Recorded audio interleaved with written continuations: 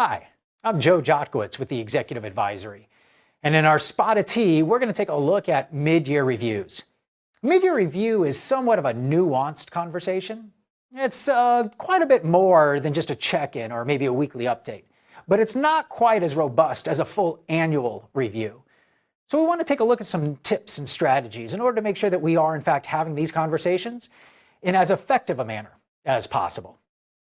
Here are a few ways to start thinking about the conversation. But the discussion itself, we're going to take a look at from two different angles. That of being an employee when I am receiving the review, as well as a manager when I might be giving or facilitating that review. But first, let's peel back the curtain a little bit here and take a look at when I am an employee and I'm on the receiving end. What might be a few things for me to make sure I keep top of mind and consider? First, one of the things I want to make sure I do is share both the accomplishments and the challenges. Sometimes I will hear from people that are a little apprehensive about sharing some of those accomplishments over the past 6 months.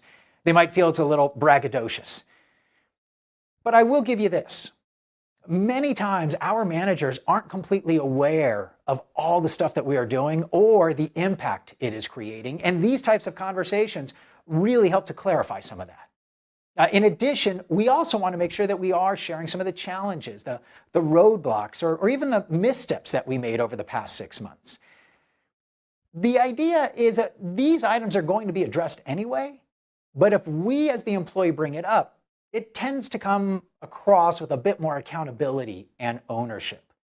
Now, in addition, when we do bring up those challenges or maybe those missteps, we also want to make sure that we are going to focus on the progress and the improvements that we've made over the last 6 months. I will hear frustration sometimes from employees that their managers will focus on mistakes they might have made in 4 months ago or 5 months ago.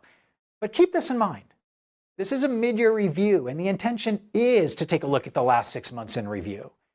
However, if you're also able to communicate some of the progress and the improvements that you've made, well, now that same situation comes across a little bit more developmental.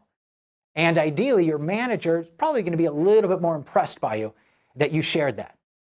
Lastly, think about making sure that you ask questions at the end of that review in order to help guide you for the last 6 months of the year.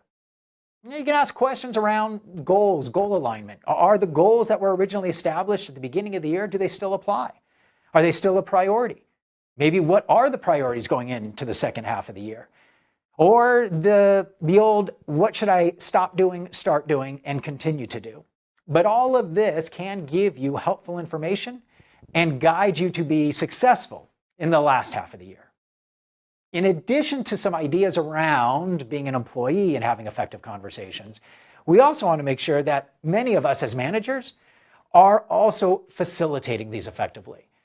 So one of the things we want to make sure that we do is send out an agenda ahead of time, which most people sit back and say, yeah, that makes sense. But I definitely suggest sending out that agenda beforehand. It gives your people more time to prepare. And this is a pretty important conversation for them. So they will be very appreciative of that. In addition, you also might want to think about asking and listening more than telling. So often I hear from managers, I've got to tell my people what they're doing right and wrong.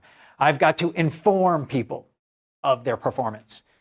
But you can facilitate a pretty effective conversation by asking good, open-ended questions, learning more about their performance, and listening and help guiding the discussion.